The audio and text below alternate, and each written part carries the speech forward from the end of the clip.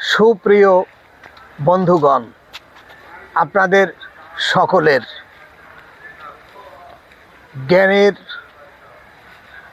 সমৃদ্ধি বাড়ানোর জন্য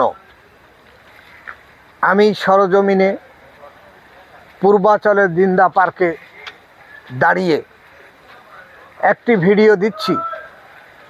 এই ভিডিওর আপনারা দেখছেন সামনে বাঁশের ঝাড়। এটা কিন্তু আমাদের গ্রামের বাঁশের ঝাড়ের মতো মোটা মোটা বাঁশ নয়। এই বাঁশ দিয়ে কি তৈরি হয় তা আমি বলতে পারবো না। এটা হয়তো কারুশিল্পের কাজ হতে পারে, কিন্তু বিল্ডিং নির্মাণের জন্য, ছাদ তৈরির জন্য যে মোটা বাঁশ লাগে, বর্তমানে লোহার রড লাগে, সেই বাঁশ এটা নয়। এটা চিকন ধরনের একটা বাঁশ। আবার মোটা বাঁশও এখানে আছে। এই যে লেক, এর আগেও আমি আপনাকে একটা লেক দেখিয়েছি, এটা আর একটা লেক। এবং যে মোটা বাঁশের কথা কিছুক্ষণ আগে বললাম, এই দেখেন সেই মোটা বাঁশ এখানে রয়েছে। এই জিন্দা পার্ক খুবই দর্শনীয় একটা স্থান। এখানে আপনি দেখেন একটা হাঁস পানিতে ভাসছে, সাঁতার কাটছে। এই যে হাঁসটা পানিতে সাঁতার কাটছে এবং কি সুন্দর দেখতে হাঁসটা।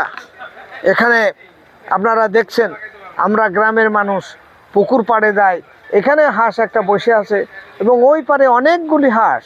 এখান থেকে আপনারা যদি দূরের দিকে তাকান, তাহলে আপনি দেখবেন যে সুন্দর কতগুলি হাঁস এখানে চাষ হচ্ছে।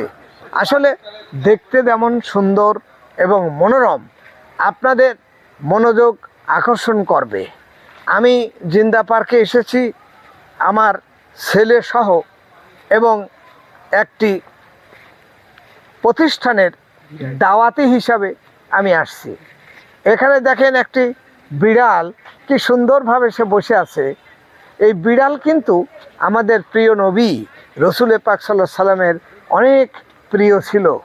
বিড়াল খুবই খুবই এই সুখী। তারা নরম বিছানায় ঘুমাতে পছন্দ করে, মাছ মাংস খায়। তবে বিড়ালের স্বভাব হচ্ছে, আপনি যতই মাছ মাংস খাওয়ান না কেন, যদি তার সামনে ইঁদুর যায় তখন সে লাফ দিয়ে পড়বে।